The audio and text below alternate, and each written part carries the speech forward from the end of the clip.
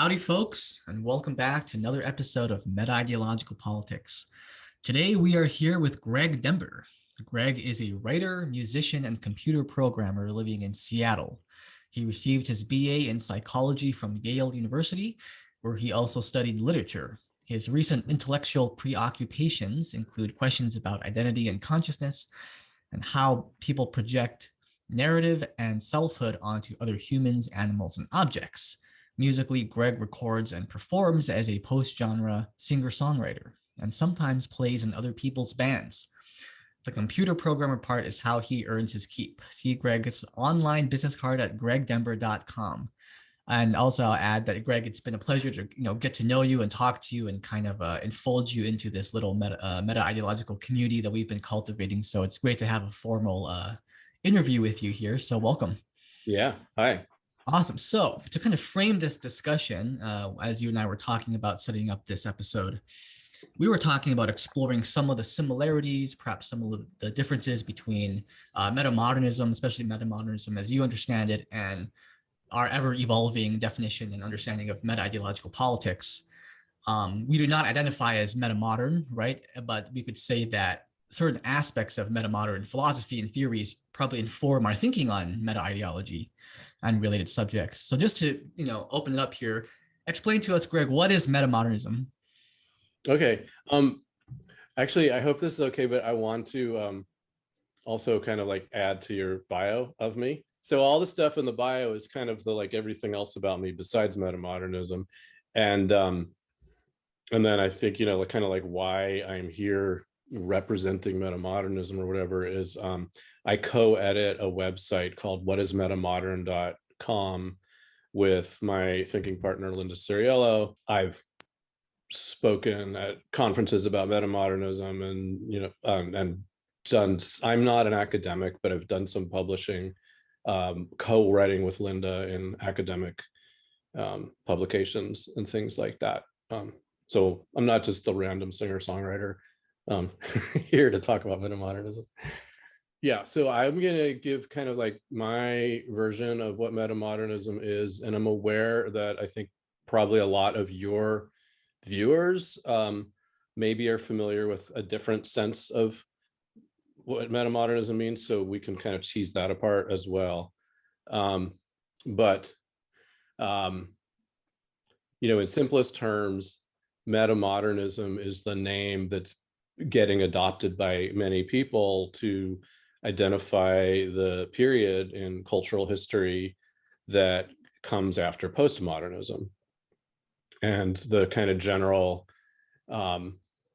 chronological sense around that is that postmodernism began sometime around the middle of the 20th century, sometime after World War II, and then maybe a little bit before 2000, kind of had sort of played itself out to some degree, and kind of a new sensibility emerged.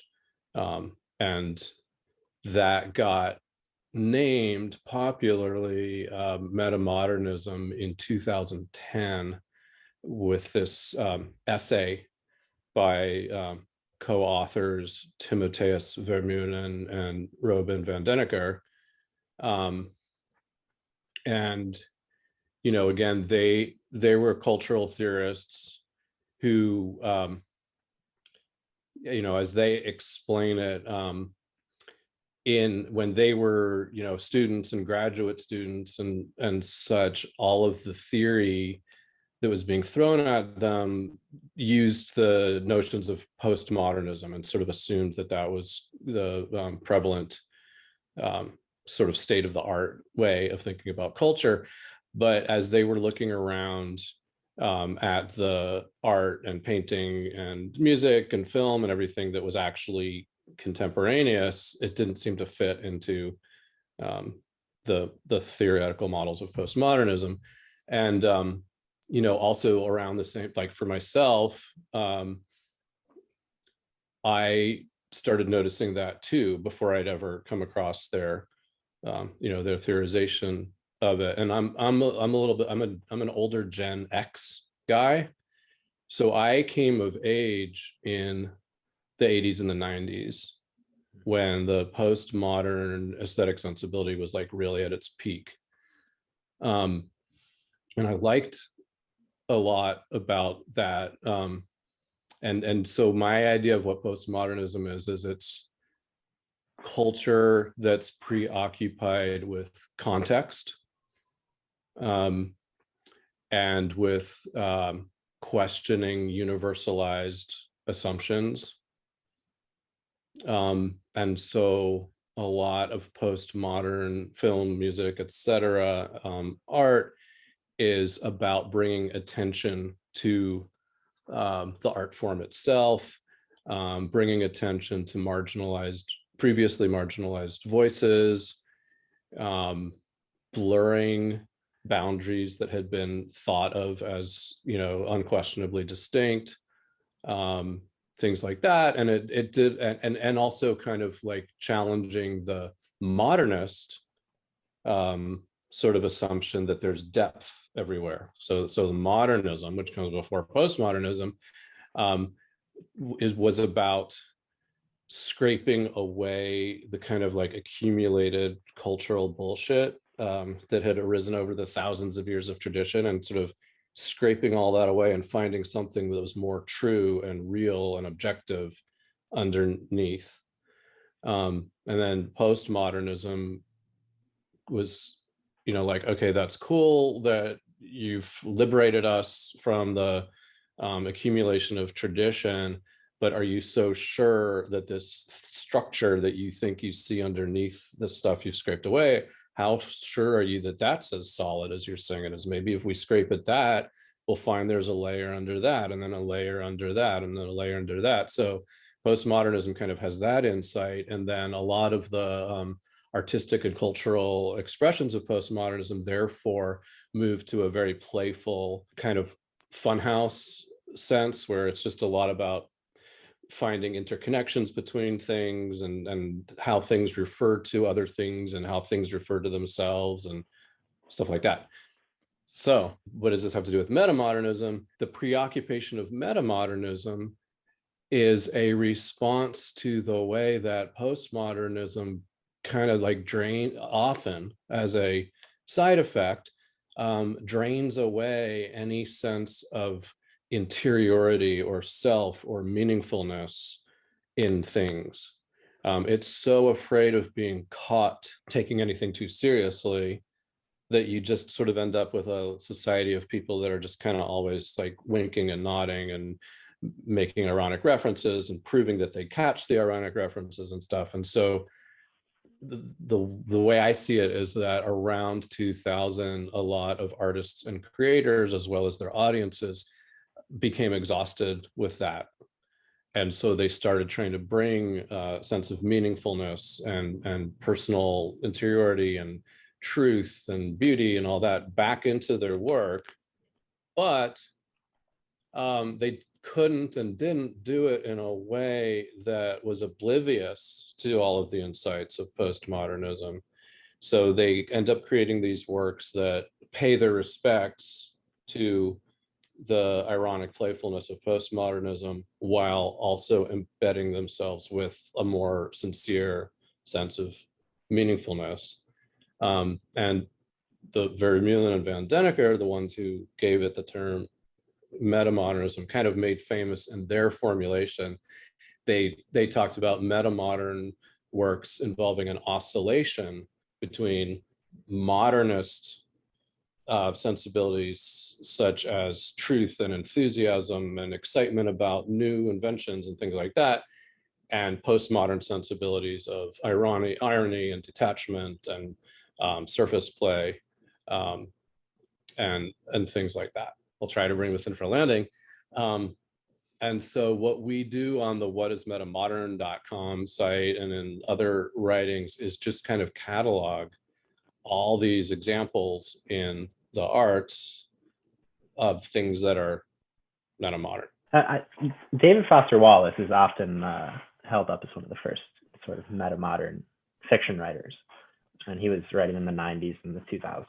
And I remember an interview with him once where somebody asked him, what is postmodernism? And he said, I don't know. It's whatever is after modernism. Hmm. And he asked him to characterize it. And he was thinking back on why he liked a bunch of postmodern writers when he was learning how to write in school. And he said, I thought they were so clever. I thought they were so, they had such an enlightened, cynical attitude that I thought was so cool when I was 22 years old. And then when he grows up, he figures out that the reason he really liked them in the first place is that they were able to be so in your face, formal, and yet still hit you with emotion underneath. You could be reading a Pynchon novel or a Donald Barthelme short story, and there's all this playful things happening and all this formalism, and yet you're still affected. And that, I mean, it sounds to me like that's metamodernism. Yeah, you're characterizing it. So the question is, if that was what was cool about postmodernism in the first place, then what makes metamodernism different? Is it the self-awareness? well, I guess I haven't seen him saying that exactly, but I guess I disagree with David Foster Wallace, if you're allowed to do that. Okay, so my take on David Foster Wallace was always that his nonfiction writing, like his essay and opinion, sort of was a herald of metamodernism. Like he criticized the detachment in postmodernism and called for a new sincerity. And he has that like famous quote that everybody, I can't cite it off the top of my head, but where he says like, the new heroes, the new cool will be the people who are sincere, who are willing to risk being sincere. So I think in his commentary, he's kind of like an early metamodern harbinger, but in his own work, in his fiction, that seems quite postmodern, right, to me.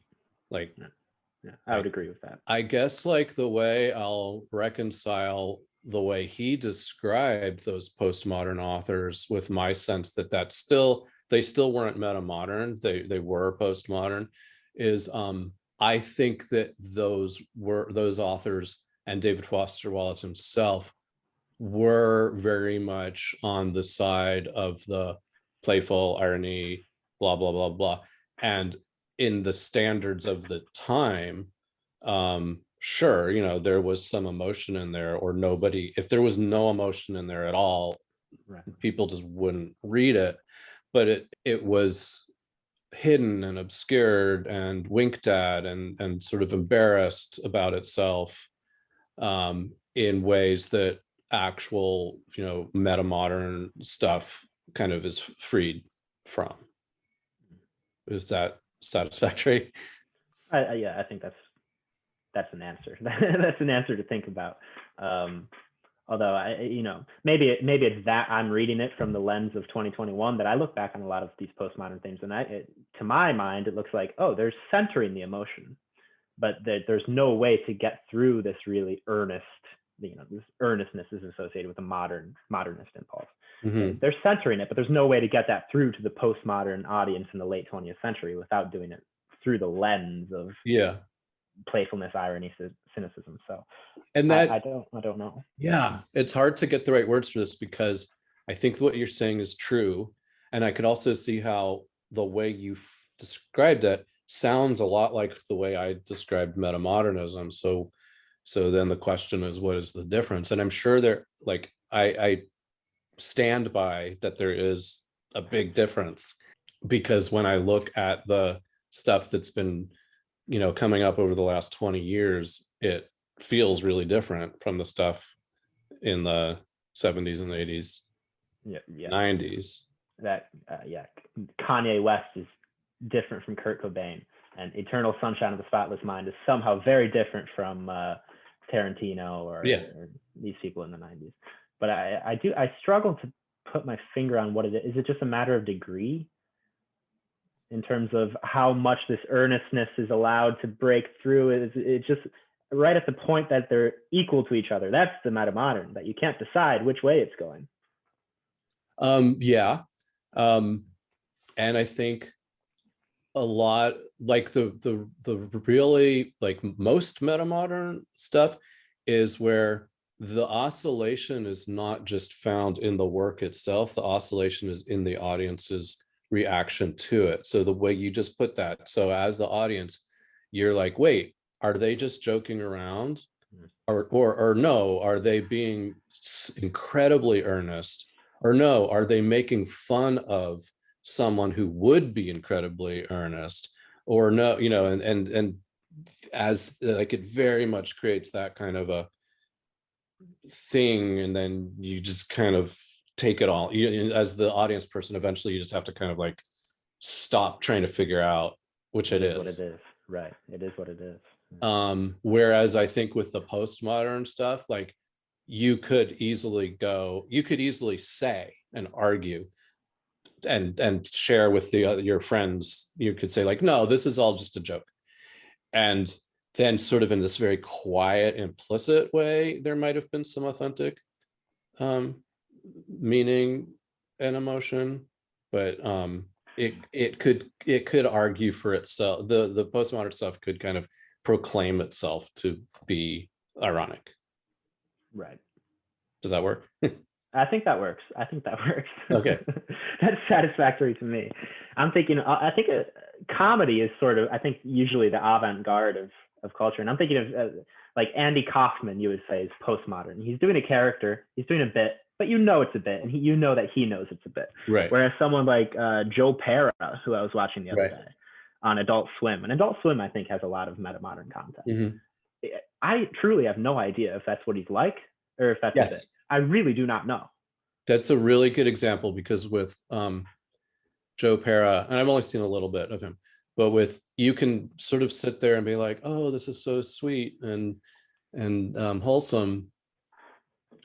But then like it could all be a bit.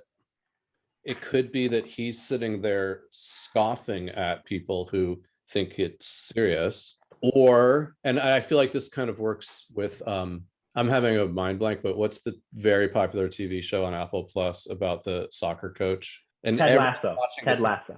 Ted Lasso. Yeah. So Ted Lasso, I think, is, especially in the first season, is similar to Joe Pera, where like, even if the point of it is primarily to be kind of wholesome, it's in this context where people are very aware of the strong possibility of things not being wholesome. Like, it's not just like the Waltons or something. It's not just like Little House on the Prairie. It's like in your face, wholesome and sincere. Like it knows that it's doing something unusual by being that way. Whereas Andy Kaufman, if you're in the audience and you start sort of just sinking into a simple, like, you know, like when Andy Kaufman is doing his Elvis rendition, and if you're in the audience and you're just sitting there going like, I love Elvis, I love this song, he's gonna pull the rug out from under you, and you're the jerk for not getting it, right?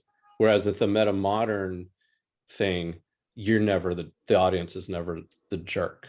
Yeah, I wanted to ask a question, Greg. I don't know if this is kind of a pedantic, linguistic nitpicking here, but is there a meaningful difference between the words meta, as in like metamodernism? Mm-hmm. And I ask this because we're meta-ideological politics, right?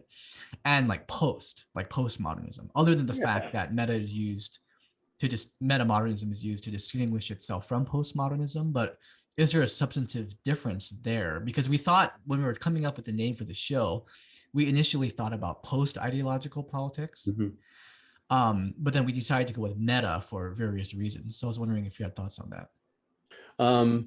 Yeah, I guess I understand that in actual Greek, like in contemporary Greek, not ancient Greek, but like the Greek spoken by people who live in Greece now. Meta is just their word for after. So meta and post are completely synonymous in that context. But I think in the way meta and post are kind of used as prefixes in, sort of intellectualized language in English, they are different from each other.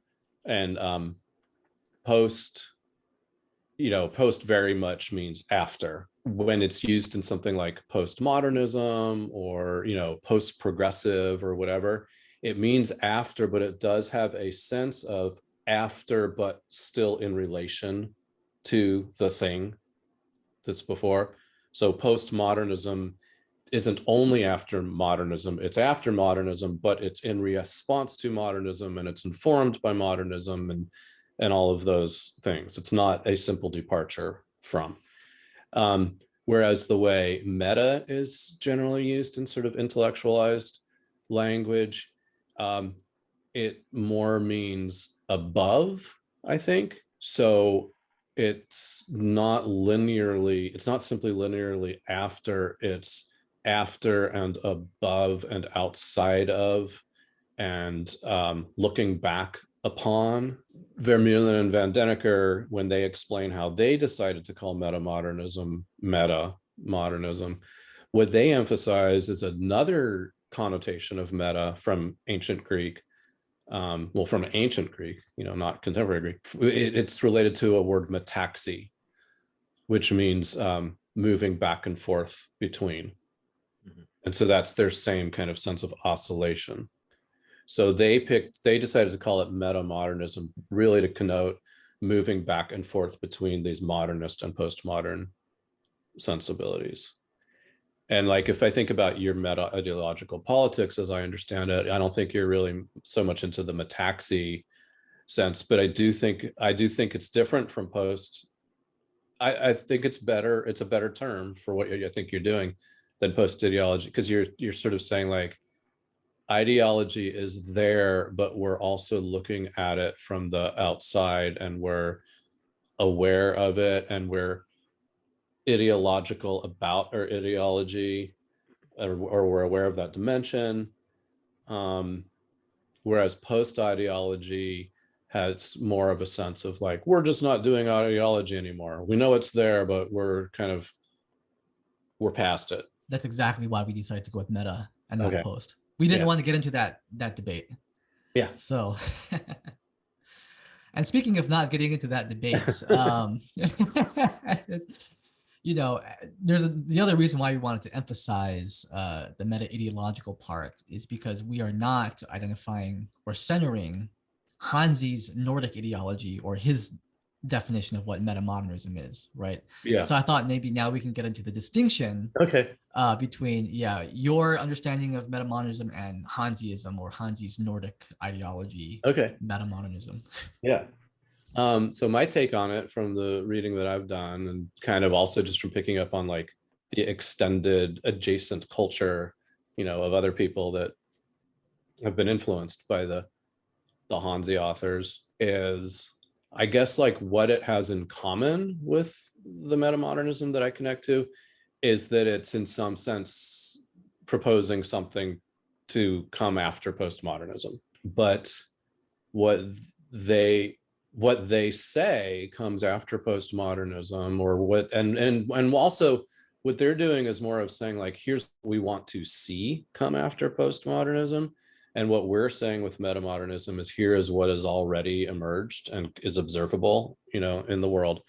But what they want to see coming after postmodernism is not the same as what we're describing.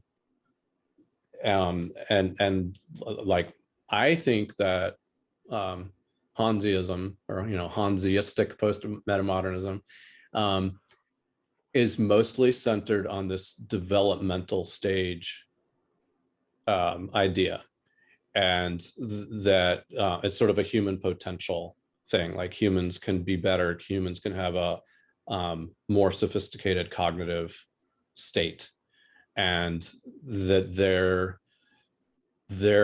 what they're activist about, what they're proposing is they feel that developmentalism should kind of play a part in all levels of society, including government, that not just education, but just like, everything should incorporate this push for humans to transcend their earlier state of mind. And I think that they inherit that from Ken Wilber's integralism.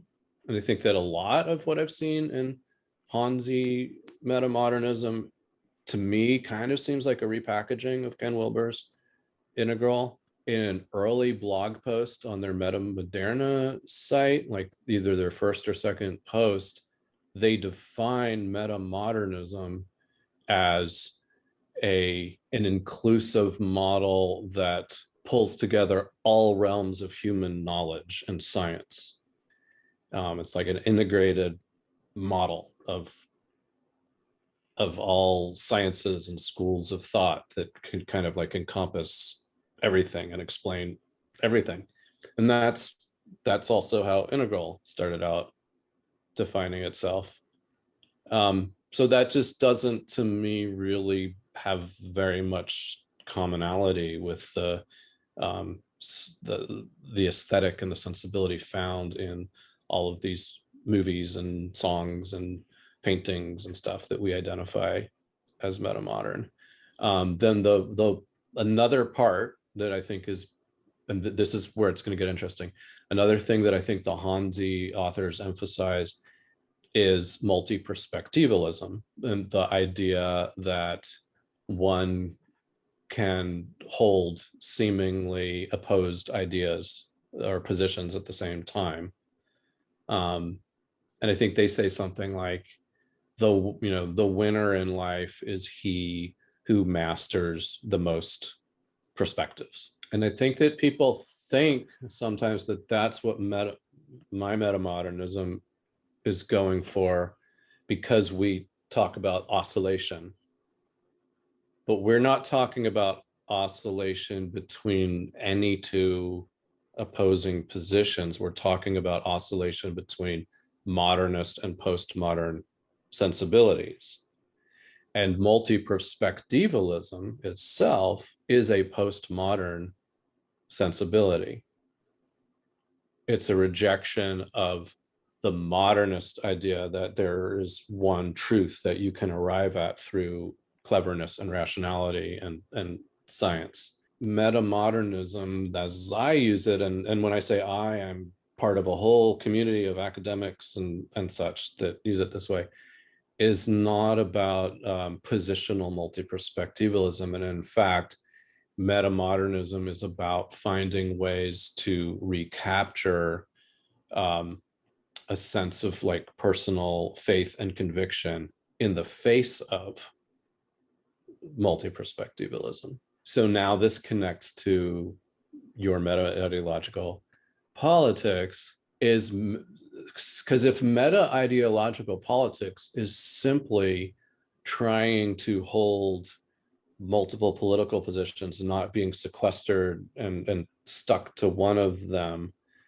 then I think there's value in that as a mental exercise. But that's not what metamodernism is, according to me. And I think that the metamodern version is, how can I honor the facts? How can I honor that there are people who hold various disparate views while being passionate and convicted about my estimation of what's true? And that position is the one that I relate to. So for me, I don't want to obligate myself to believing in like multiple conflicting positions on a question. What I want to do is see the humanity and see the depth and the interiority and the complexity of the people who vehemently disagree with me, while still very proudly or passionately proclaiming my truth, and being willing to adapt my truth, but still kind of trusting my instinct. I think in a sense, and this is kind of obvious actually, the idea is that both modernism and postmodernism were wrong. Taken as themselves. Both of them are wrong-headed. So metamodernism thinks of it as an oscillation between modernism and postmodernism, that they're each correcting each other's shortcomings or flaws. But isn't that also the same as saying that we're going back to premodernism in some sense, that we're just going back 2 steps and saying, okay, where should we have developed from premodernism? Not to say that we're going back to pre-modern ideals, but where did we go wrong initially? That we dropped this sense of interiority and depth and the realness of the other, and we jumped into the structure. Yeah. So that we can only think about coming together in terms of bopping between different ideologies as opposed to seeing what's connected underneath. Because I don't see that modernism was like a failure or like was a wrong direction. I think that kind of going back to Ryan's questions about the prefixes, about post and meta, it's postmodernism, but it's in the shadow of modernism, and it's metamodernism, but it's in the shadow of postmodernism and modernism. It's built like the main important thing going on now still is modernism. Like you could forget postmodernism and metamodernism and just keep the modernism, and to me, we'd be better off than we were before it and without it. But it has its drawbacks, it has its side effects or whatever, and postmodernism is a corrective for that, but it's not a rejection of modernism. And postmodernism has its drawbacks, but metamodernism is not doing away with postmodernism. It's a corrective for it. It's not doing away with postmodernism, but from my thinking, the good parts of postmodernism were already being done before modernism. If postmodernism is a certain skepticism about systems, well, you can point to the ancient Greeks were doing that. Plato was doing that. Plato's Parmenides, I think, was, I would put that in the canon of metamodern works, if metamodernism is just a kind of playful awareness of the possible nebulosity and incompleteness of your theories. And in that work, he criticizes his own theory of the forms, and he kind of destroys it, but then he comes out afterwards still affirming it as something that we need to live by, which is reminiscent of like Eternal Sunshine of the Spotless Mind, where they see that the relationship is a failure, and at the end they still affirm it. Well, it's this sort of epistemic model, like we call these things epistemes. I mean, not everybody does, but that's the term.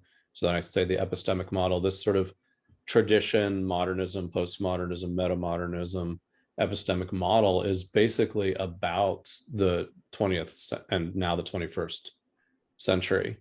Right. So yeah, I've had people critique and say like, don't you know about the Chinese in the 3rd century and the, the whatever. And it's like, yeah, this whole sort of cycle may have played itself out at different times in history and in different places, and it may not be relevant to some parts of the world right now and stuff like that, but it's just a description of the kind of cultural unconscious of the West, of the American centric, to be honest, Anglo-American centric West from sometime in like the mid 1800s till now, and that's all it's really claiming to be. Although it might describe a pattern where you have, sort of like unself-conscious, unexamined traditions that then get challenged by rational individualists who feel that they can discover something more true by departing from everything that they've been, brought up with. And that would be the modernist part of the cycle. And then the postmodern, looking back on these new modernist conclusions and looking for the fragments and the fault lines and the unexamined assumptions of them. And then the metamodern part of the cycle is saying like, wait, where did we lose our own sense of faith in ourselves and interiority as we've been doing all of this mental examination? And it may well be that stuff kind of has replayed itself in different contexts. Yeah, I think that's the essence of my contention here, that like it's like waves on the shore. It keeps happening over and over again. Tradition never happens and isn't met with criticism. So I don't. Is it too heady to say that we're metamodern theorists? Why not just say we're integrated or commonsensical or holistic or something like that? Why keep using the term modern now that we're 2 degrees removed from it? I just want to interject and say, like, I love the way this conversation is going. Like, these are the kinds of questions that, I wish I was spending more time talking about, both with like my colleagues in the metamodernism world and with the like sort of outsiders. So this is great. Well, let me say also, Greg, that I've been reading your work since college, when I, in freshman year of college, when I was a stereotypical freshman reading David Foster Wallace. Your works were the ones that I was reading to try to get a sense of that. So I appreciate this as well. Okay, so here we are, and you're asking the good questions. In fact, can you just restate the question? Well, I think that where I came to was, why keep using the term modern if we're recognizing that this is a cyclical process and we don't necessarily need to be wedded to what started in the 19th or early 20th century in America and the West, but mostly I think America. Well, I hope this doesn't sound glib, but because we are in this time period, like we are in this decade and we are in this recent history, and maybe there's a place for a theorist, to get really abstract and kind of like come up with some more generic terminology that does make it applicable to other eras. But if you're trying to explain, developments in architecture in the 1910s and developments in literature, in the same time, etc., it works to call that modernist. And if you're wanting to explain how that sensibility shifted in the 50s and 60s and 70s, and then especially in the 80s and 90s, it's useful to call it postmodern. I don't know, is that satisfactory at all? Fair enough. And you're such a proponent for, let's treat it as a relatively specific academic term that it is, and so I think, especially if we're talking about architecture or something where those terms are pretty, like, modernism is a pretty discrete architectural form, right, as is postmodernism. In that sense, of course, yes, it makes sense to talk about metamodernism. Yeah, so what about, go ahead, Ryan. No, go ahead, Greg. Well, I wanted to ask either of you, and maybe Ryan, because you haven't spoken as much, like, how do you feel about the distinction I was making between the simple sort of multiperspectivalism of making all positions equal versus the version that I'm kind of more identified with, where like you have no apologies about your own positions, but yet you recognize the good faith and humanity in people with the other positions? That's exactly what I was going to ask about. So I've been thinking about this from several different angles, so we can kind of run through each of these, right? So I was at the shower at LA Fitness thinking about this. So let me give you an example. So, as I think both of you know, I get a particular kick out of connecting with the diverse ideological communities, right? So I have a conservative Catholic group that I'm a part of. I'm part of the different kind of like super left activist groups in Portland, right? I'm part of different kind of business communities, and I enjoy interacting with people on their own terms through their own concepts and world space, right? And in that interaction, let's say with the conservative Christian communities I'm a part of, there is a kind of sincerity that comes through, in that a part of me really does resonate with those ideas, but not 100%. That's like, I could say that's like maybe 10% of who I am, or my full spectrum of emotional and aesthetic and philosophical resonances, right? But that's not all of who I am. And the people in the group don't necessarily know that as soon as the meeting is over, I'm going to go join the Black Lives Matter rally, right? Like, they don't know that about me, but that's what will happen, right? And so there is a sincerity found in a partial expression of a perspective as a part of who I am, or as part of my multidimensional political psyche, shall we call it. So that's the first part, is like, what do you think about that in terms of meeting people where they are in a way that feels sincere and coherent and congruent with me and my ideals, but that just not being the whole story of who I am. Is that kind of like a postmodern thing or a modern thing or a meta? Like, how do you think about that? Okay, so it sounds like, Ryan, the way you're describing yourself is that your participation in these groups, like the conservative Catholics, for example, it sounds like it satisfies you on two different levels.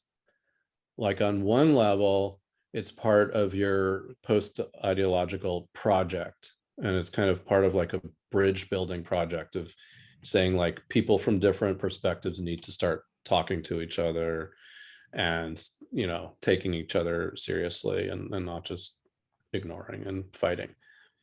And then but yet on that level, you know, you're in there as Ryan, who's generally left-wing and progressive and not, I assume you're not Catholic, etc. And you're doing this thing, you're kind of playing this game, this important game with them. But it sounded like you also said on another level, there even is some part of the complete Ryan that resonates with those people that does not get satisfaction anywhere else. Is that Beautiful, possible? beautiful paraphrase, Greg. Okay. And that's really similar to my own experience doing those kinds of things. Like a sort of formative experience for me was about 10 years ago. Just through like a weird series of accidents, I ended up spending a lot of time with a group of young evangelical Christians. And it sort of started out as kind of like a, you know, like a bridge building project, a multi-perspectival kind of project of like, shouldn't we at least try to, you know, talk to these people? But it ended up being that, and also finding like some genuine resonances with them, that a part of me completely on a, you know, just on a very authentic non-project level was really like kind of gratified by. Like I found satisfaction with that group of friends in ways that my regular friends did not provide for me. But I never, and we would talk about, you know, our differences, me and these evangelical Christians, and I never once, though, stopped being pro-abortion, you know, for example. But on the other hand, I came to understand that their anti-abortion stance wasn't like, they weren't just being pills, like they weren't just motivated by like trying to like, you know, bully women or like screw the left or whatever. Like they think that embryos are babies. Like they think that that's a baby, they picture a baby in there. And so they're like saying like, aren't you at least concerned that you're killing a baby? You know, and the difference between me and them is like, I don't think that's a baby. Like I objectively, scientifically don't see that as a baby. And I also morally think that a woman has the right to bodily autonomy over and above everything else. But in their worldview, nobody, it's not just a sexist, misogynist thing. It's like they, in their worldview, everybody, male or female or whatever, has obligations that go beyond their own personal autonomy. And I don't see it that way, but I respect that that's where they're coming from. If that makes sense, that they're good people. Like they're like in fact, like if they're going and marching and protesting abortion centers, and I would be on there on the other side vehemently opposed to them, but they're doing that, like at least they're like taking time away from watching football or something to do something they believe in, you know. So like I have that level of respect for them. And that I also, when that's all over, I can hang out with them and laugh about things that we both think are funny, or, you know, we can all listen to Sufjan Stevens music and enjoy it for different reasons or things like that. Or if they're having a problem in their relationship, like I care and I want to hear the update and how's that going and give my perspective if it helps. And if I have similar problems, I can find solace in their sympathy for me, because we're all people. It reminds me of a story that I had where during like prayers, right, at these different groups, like I'm not religious, right, so I don't literally believe in like a heaven or an afterlife or that kind of thing, and they would do these prayers and recite different scriptures that would talk about like heaven or God in a certain way that I don't think of naturally or intuitively. And what I was feeling from them in that moment was like they really do believe in it, like Mhm. the power of like literally believing in something. I could feel like the images and the kind of emotive, the aesthetics and that whole kind of Christian tradition kind of, I was just kind of imbibing it by osmosis with this kind of empty sincerity, knowing that I can never believe that they could. Like I can't ever, I will never believe this, Mhm. but I can feel it from a distance. Mhm. Mhm. And it's kind of like, I can't remember who said, it's like, I think it was like a Japanese poet of like, even though I'm in Kyoto, I still long for Kyoto. Mhm. It was kind of that moment there. Mhm. And that's kind of part of the enjoyment that too. It's like I'm not gonna believe that like you guys are, but Right. I can appreciate that sincerely, knowing that I can't ever. Yeah. Right. Like there's a beauty, there's like a profound beauty Yes. in it. Yeah. In that difference. Yeah. Yeah. Yeah. When I lived in Java, I only lived there for like 10 weeks or so, but they did the call to prayer 5 times a day. And I just retweeted someone else who was saying this. Like he said, I'm not Muslim. I don't understand Islam. I will never be Muslim, but still the call to prayer, there's a kind of beauty in the call to prayer that you just don't, you can't exactly translate it to any other religion, Mhm. because it's a specific kind of thing. And it holds you, it brings you in 5 times a day and says, be here, be present. And you know that everyone else in your neighborhood is also praying. And there's just a beauty in that you can't get in Catholicism or Buddhism or anything else. There is a sense of just admiring it from afar and appreciating it from afar. But I also worry, like, how is it arrogant to do that? Is it like, is it like, isn't that nice? Pat on the head, like, it's great that you guys love that. But here I am, the enlightened meta being who believes in nothing really, but bounces, that always comes to mind. Like, oh, well, gee, would it be more respectful actually to double down on my disagreement as opposed to, saying, oh, I lightly agree. I can see where you're coming from. I think that I worry about. Yeah, I think that there's both a kind of authentic respect evidenced in being honest about your differences and disagreements and not just patronizing the other views. And then there's also a kind of authentic respect in, I think, the way Ryan was describing his experience with the Catholic rituals, where like you're not just looking at it from outside and patting them on the head, like you get swept up a little bit, and then you maybe have the voice in the back of your head going like, wait, they actually really believe in heaven and hell, and I do not believe that. But until that voice speaks up on a more primal level, you can, like, or with the call to prayer, like without getting into the abstractions, you can on just this primal level genuinely, to some degree, appreciate and get wrapped up in it.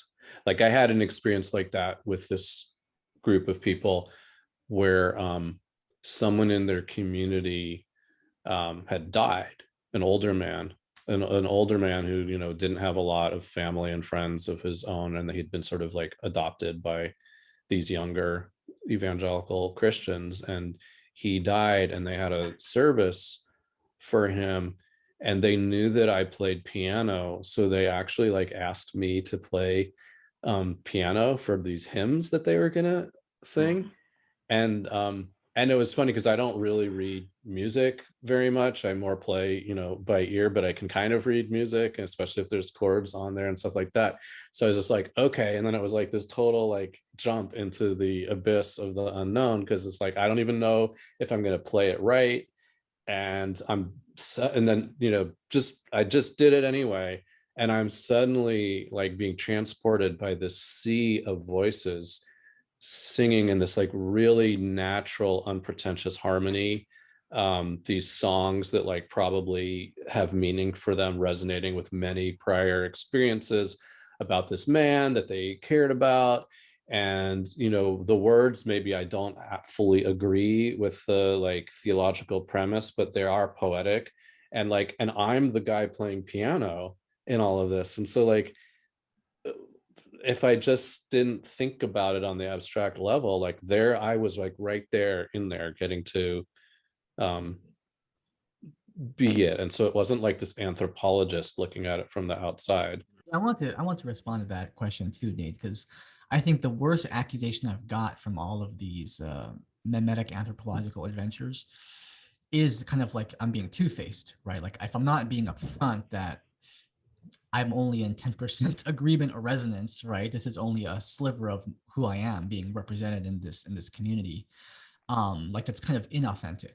And so this is the response I came up with when I was talking to my wife about this in the car. What happens? What if the very act of this kind of multi-perspectival, multi-community, going around to different places, interacting with people, what happens if that is in and of itself an authentic expression of who I am? Right? What happens if that connection, that the kind of paradox here, I guess, between the postmodern and the modern, or the metamodern, right, is that the sincerity, the earnestness of who Ryan is and what I really believe as a meta-ideological ideologue is expressed in doing that. Like, what do you think of that, Greg? Like, Yeah. I mean, I don't know if I have anything like really interesting to say, because I think you just kind of nailed it. I mean, I think that's the same for me, like in my forays into various little subcultures and stuff, because the evangelical Christianism is the only one that I've forayed into. And like, for me, besides any sort of like social value that I see, and like we have to learn to talk to each other or whatever, I am just genuinely selfishly curious and fascinated by different subcultures. Like just on this purely selfish, like in the same way I enjoy reading a good novel or seeing a movie or watching a documentary, it's like I want to go there. I want to go and see what it's like. And that's genuine. That's not patronizing. It doesn't have a purpose, like a higher purpose or anything. And so I think like owning that kind of helps you keep it real. And if that is coming through, like I bet that comes through unconsciously to the people that you're interacting with, and they like it. I mean, I haven't gotten kicked out of anywhere yet, so hopefully it's working. But I think to kind of put a bow on this, the phrase that came to my mind if someone accuses me of being two-faced is, I'm not being two-faced, I'm 1,000-faced, and that is an authentic expression of who Ryan is. Yeah. I do think it's an authentic expression of who you are, Ryan. I think you are uniquely like this from everything I've seen of you. But then like my question is for people who are not naturally 1,000 faced, which is many people, like how do they tap into that without then being inauthentic to their own predisposition to be convicted to believe in this, and I don't want to veer from this. I don't want to, whereas you want to. I think like what I was saying about the Catholic prayer events, though, right? Some of the sincerity and the authentic relating comes in the difference, right? It's the absent. It's like I'm not going to believe what they're going to believe, and I can't force myself to. If someone put a gun to my head and said believe in heaven literally, I wouldn't be able to do it, and I would be shot.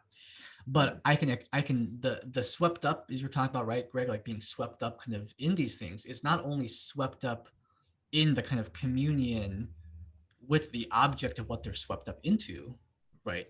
But it's also being swept up into the void space, the liminal space between the difference of our perspectives, and the kind of longing, the kind of like wabi-sabi, like we're wabi-sabi, there's kind of sadness and beauty in knowing I'll never be able to fully agree with them or like be one with their worldview, Yeah, that's good. I have a question for you, Ryan. Is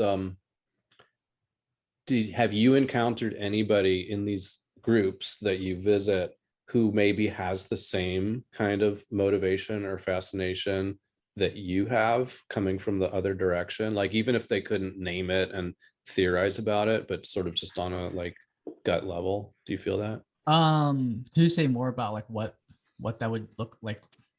What you're referring to Well, like exactly? somebody who, if they were aware that like you're not the regular conservative Catholic, there's something different about Ryan, um, from the rest of us, and learning that would make them more interested in you and want to know, and sort of like excited that you were in their presence and things like that. Very interesting. Yeah, yeah. I think some of my closest friends I've made in these circles, they do know that about me, and sometimes in those more private conversations with them, right, I'll explicitly share like, kind of part of the backstory of like, this is my philosophy and this is a part of who I am. And I think the other important part too, which I really try to make explicit in the meta-ideological philosophy, is the fact that there's space for me to grow into that more. Like even if at the first church gathering, right, I'm kind of like, not really sure about this, but my understanding of their worldview, my understanding of their perspective, my understanding of, the theological, belief systems that they hold, that can grow and flourish, and I can further cultivate that. It's kind of like the Japanese, it's like kaizen, it's like continual improvement or continual cultivation of that perspective and continual cultivation of the part of me that can resonate with that perspective. That makes sense. And I think they know that. And so it's like, hey, even though I'm not going to believe this 100% in the same way that you do, just the sincerity for me to show up and try matters a lot to them, especially Yeah. with all the polarization stuff. Yeah. Does that you're getting at? Yeah. Okay. Yeah. Because like sometimes like on Facebook, like I don't really, in my own friends on Facebook are sadly or happily, like 99% in my same ideological silo as me. But a lot of them have friends that have like, right-wing views and things like that. And so I'll get into the debates, with these people I don't know, right? And often, or even like I do have a few people that are actual people I know that are from the other side of the divide. And often like I'll find that like conservative people will make these efforts to show that they care about you as a human, and like, they'll like try to make some kind of jokes to show common ground and ask you questions about your family or whatever, or they'll assert like, like, I don't know why all this stuff has to be a big fight all the time or whatever. And I usually have two reactions to that. Like the one reaction is like, you're just saying that because you're trying to deflect from, the evilness and the irresponsibility of your point of view. But then when I get through that, I'm just like, no, they're just like me. And, they really do. They don't want to be having to have these arguments and these divisions. They do want everybody to get along. Like some of them maybe don't. Maybe some of them thrive on disagreement or whatever. But like most of them, um, they like people. So I had another question, Greg, about the multi-perspectivalism and its association with postmodernism. And one question I've always had is, per that connection, right? What are the taxonomies of perspectives that one is playing with that might distinguish it from being in similar spirit to popular associations or manifestations of postmodernism? So as a concrete example, I think a lot of it, like in terms of cultural political manifestations of postmodernism, the taxonomy of perspectives, at least in my experience, tends to be like different kinds of like identity groups based on sociologically mediated patterns of lived experience. Okay. But not necessarily integrating or appreciating ideologies or perspectives or worldviews that were more like, let's say, traditionally conservative, along with, more like traditional social justice stuff. Right. And so that's what I would say would be different in terms of, MIP and postmodernism, as you described, would be that stylistically, I would say that the multi-perspectivalism is a big part of it, more for the pragmatic value of getting beyond polarization, stuff like my work in mediation. But also the difference is that in terms of the content of the perspectives we're playing with, it's much broader than how most expressions of postmodernism I've seen have defined multi-perspectivalism. Okay, yeah, that's a really important question. I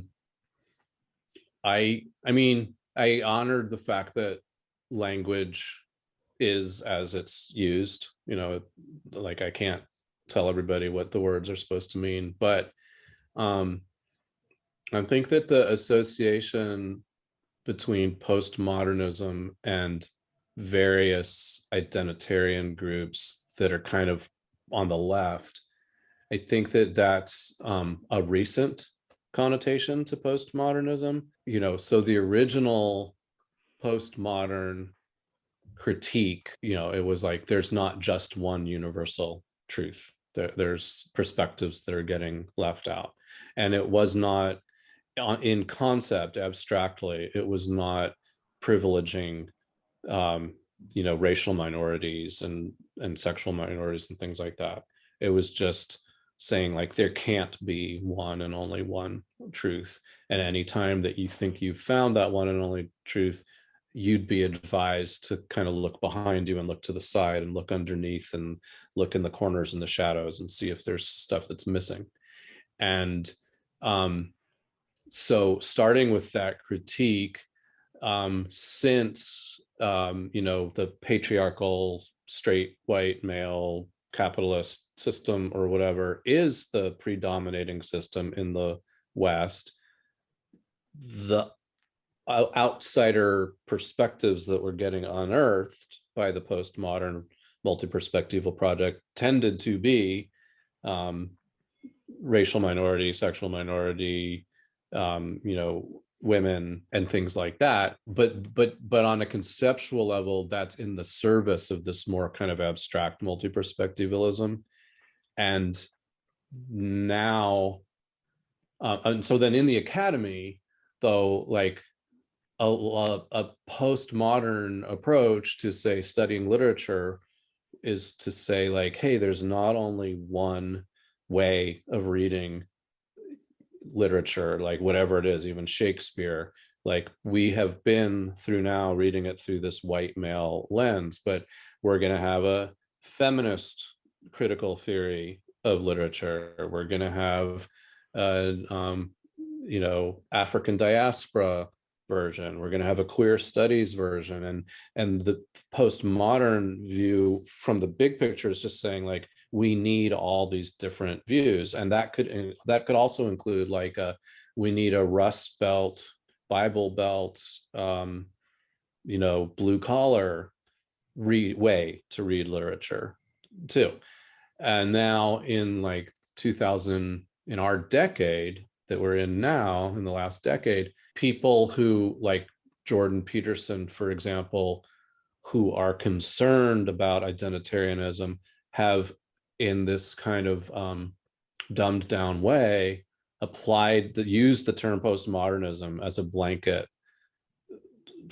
to talk about left-wing identitarianism. But that's not how postmodernism was always used in the past. Like postmodern architecture didn't really have a politics behind it. And even now, like there's a thing on that you'll see on the web called there's like a group called the Postmodern Jukebox, and they make videos and they take like classic songs and rework them in weird, wacky ways. And there's nothing identitarian, there's nothing social justice warrior, there's nothing woke about that at all. They're using the word postmodern in the original sense that it had, where it's like playfully juxtaposing things in order to shake up our premises. So I don't know, maybe I'm getting too word nerd here, but like I think that question is all based on this sort of unfortunate way that the public sense of what postmodern means has been dumbed down in the last 10 years. but it doesn't mean it's a dumb question. So what's really, I guess, at the heart like of it? I was thinking about what kind of label would fit my worldview, and I think the word that came to me was I'm a universal postmodernist. Okay. Like which is kind of like, I guess, I mean, it is kind of an oxymoron or contradiction. An I mean, inclusive postmodernist kind of. right, where I just expand the taxonomy of perspectives, maybe in its more original form. Yeah, and I would say that's original. And the other thing is that I just want to point out is that like Black Lives Matter doesn't, like, they don't run around saying we're postmodernists. Like, the term postmodernism is applied to these groups by people who oppose them. It's not, right? It's like not. Right, they don't self-identify with that label. Yeah. But I guess my question is, going back to if we make a distinction between like original postmodernism and the abstract of Mhm. multiperspectivalism to shake up fixation on mononarrative, to modern associations that may have been bastardized or misappropriated, right?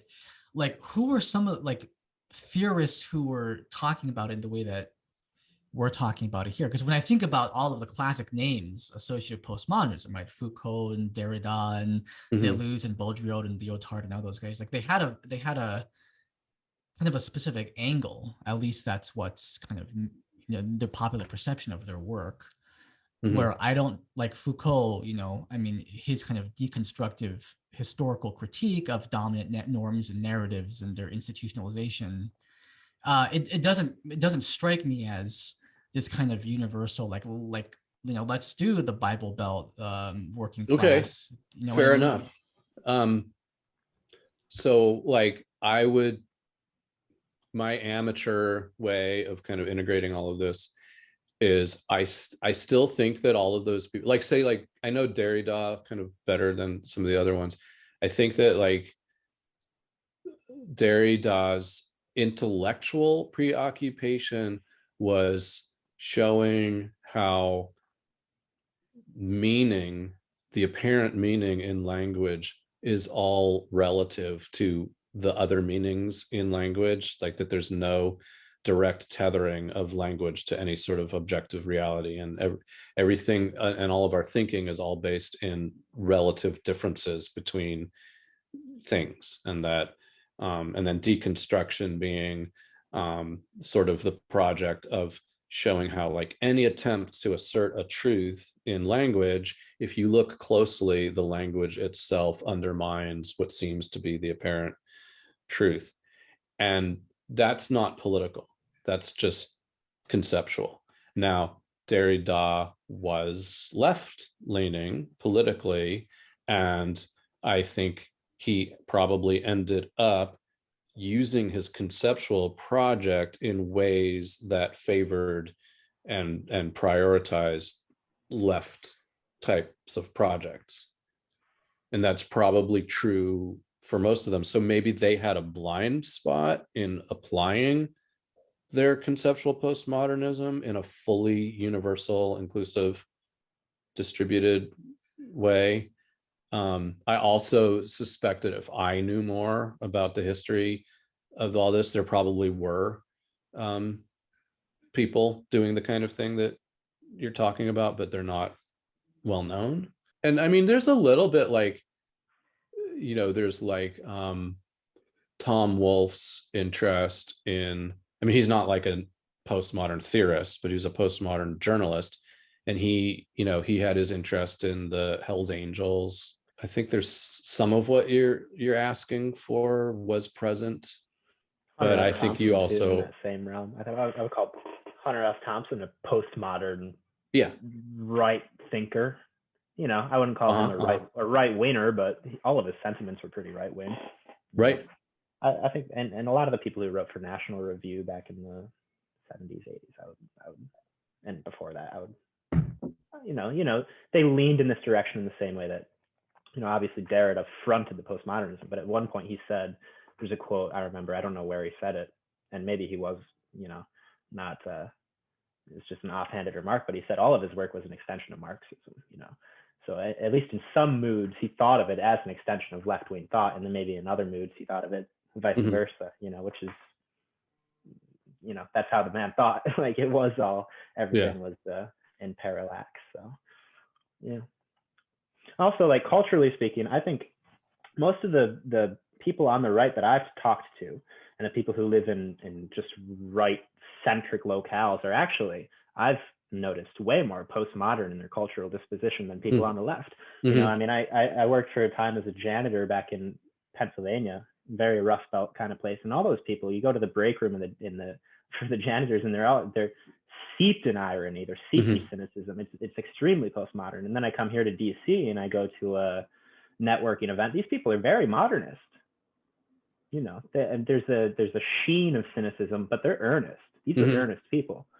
So yeah, they believe in Jordan their project. Peterson did a disservice to associate the postmodernism with the left.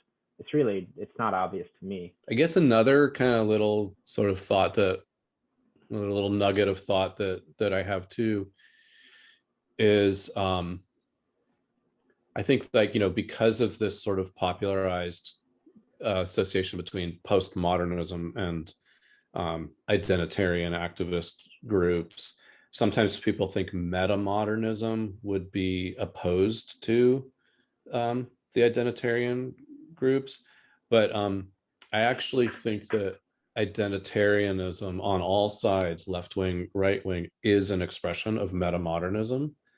The identitarianism as we're seeing it now is an expression of metamodernism in the following way. Like you'll often hear the left wing identitarian groups say, "Don't erase me," or "We want representation." Like we want to see people who look like us in Hollywood, or "Don't erase me." Like don't use language that doesn't give room for my identity in your version of reality.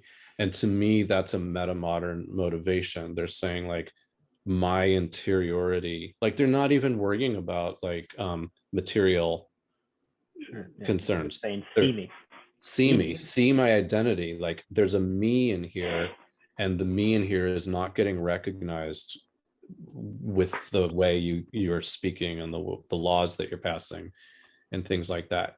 And then also the right-wing identitarianism is kind of the same thing, where you've got these stereotypical cis het straight white males or whatever, and they're living in a world where they see the like dominant conversation in the media and everywhere like that is about everybody else besides them being seen.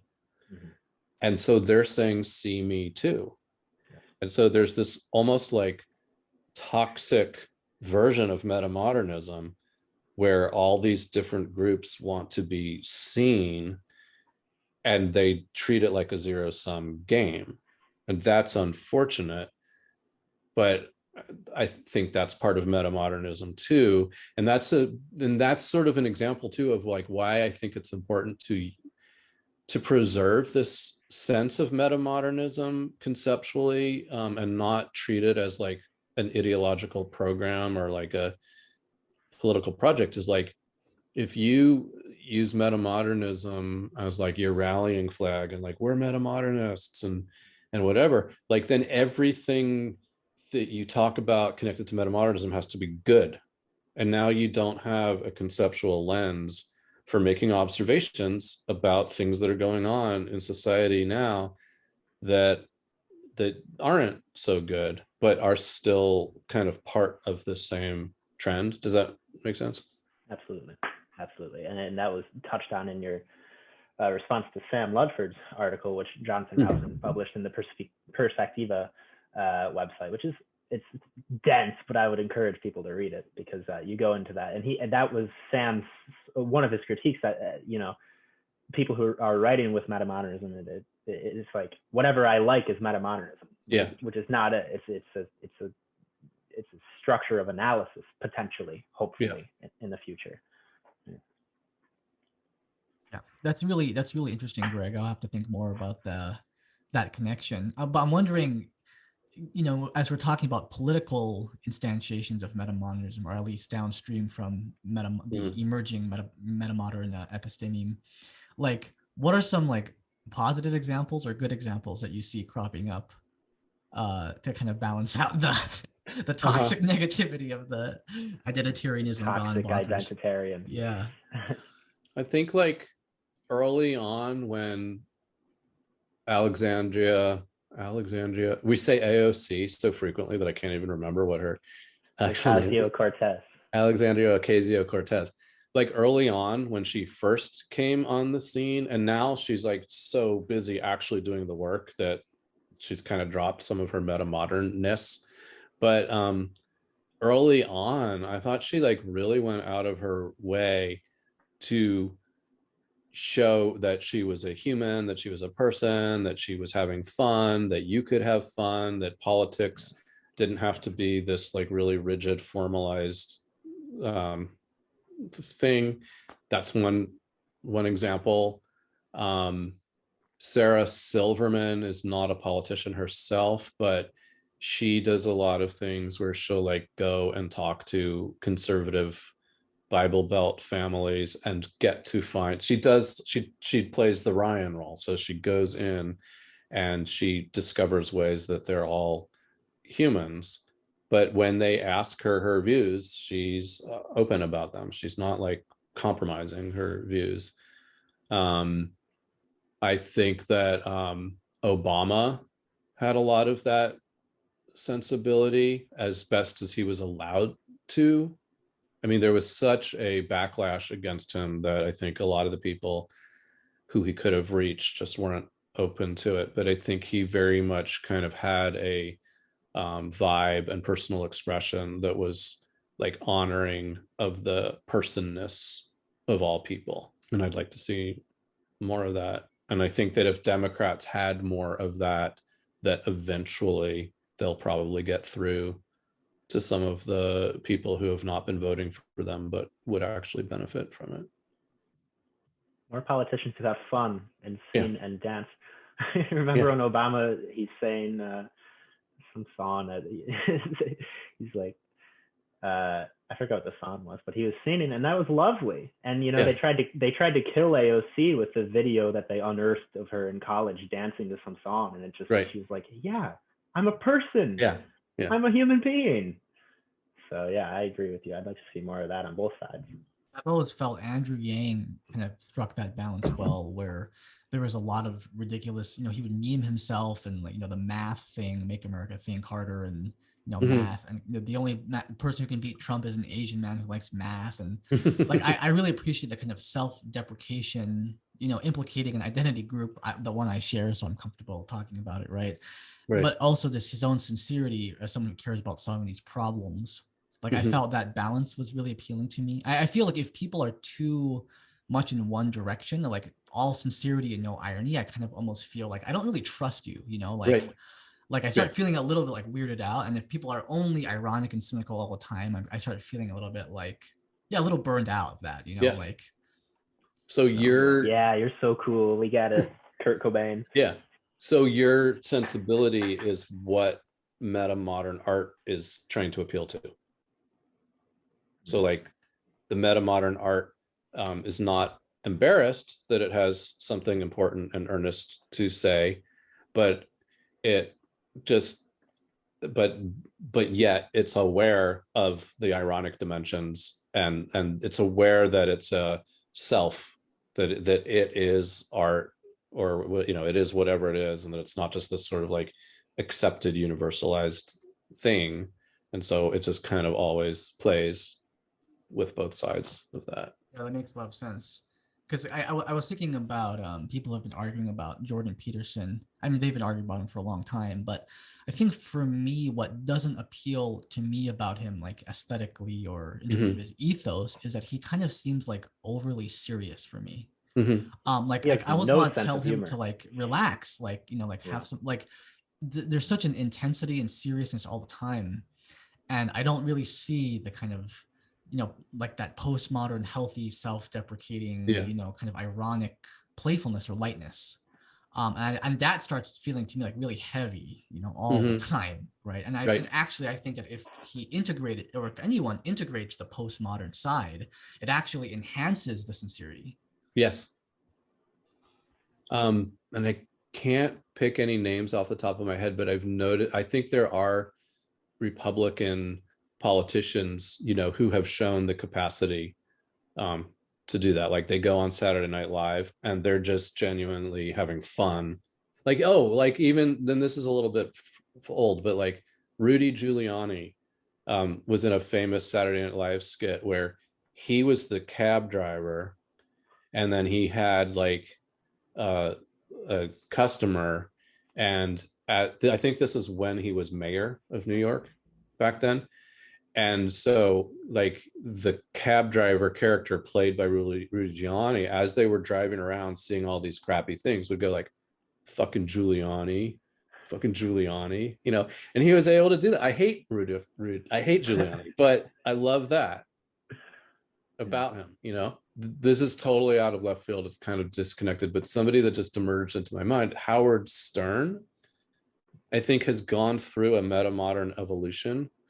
So like there was a time when Howard Stern was just like the paragon of postmodern cutting irony, pulling the rug out from under people's sense of meaning.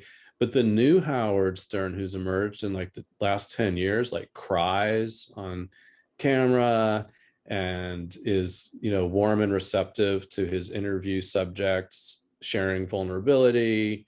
And he's really insightful, but he's still also that goofy, irreverent Howard Stern at the same time. And so it works. Like the metamodern mind doesn't want to just see like a Mr. Rogers simple kind of sincerity, but we love seeing like Howard Stern open up and show his soft side. Yeah. So in some sense, it's sort of just, he just got wiser. That's just something that you say about someone in their lifetime, that they got older and they softened up, whereas when they were young, they were guarded and they were cynical, True. Very interesting. I just had one more question, which was, do you think, Greg, as in terms of a kind of prediction, or maybe to a degree this has largely already happened and I haven't noticed it explicitly, but in terms of metamodern, memes, styles, right, whether it's in politics or in art, given the age we're in, do you think that people who, like, let's say politicians who present in a very metamodern way, like AOC's old stunts, do you think that will have a competitive advantage versus purely postmodern and modern styles, such that we will end up selecting for metamodern content more and more and more?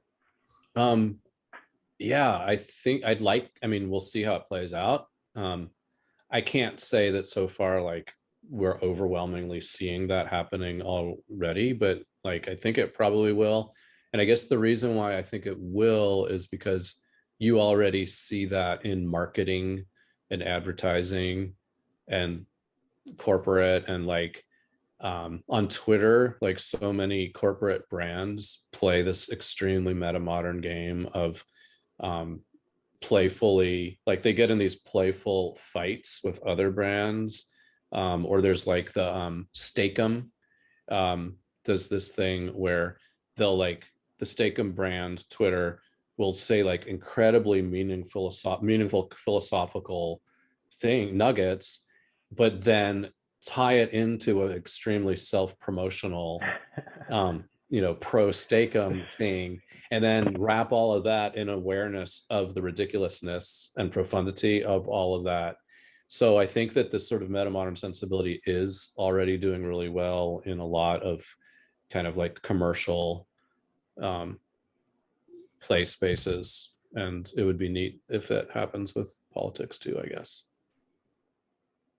Although there's probably a downside and a dark side. Yeah, well, you could say that, okay, stake them, you're being very crafty, but in the end, it's still a profit motive motivating you, isn't it? So, is your metamodern version of earnest pastiche and irony, is that ultimately is what you're trying to do there to spell the downfall of, the toxic elements of capitalism, or are you just in the end reifying those basic patterns with a wink tempered by a hug? Like what are you doing there? But that's a good phrase, a wink tempered by a hug. I like that. I'll probably end up using that. Cool. Yeah, but maybe that's for the sequel to this conversation. So you can sum that dilemma up by saying, like, is it this ultimately cynical thing that's weaponizing the metamodern humanistic sensibility, or the other view is like, well, we live in this commercialized corporate world, it's gonna happen, so I'd rather that the people who are purveying the corporate commercial stuff are fun and have a human side and recognize the importance of my human side. Well, with that, Greg, this has been a really fun conversation. Yeah, definitely for me. Awesome. Thank you so much for coming on and doing this with us.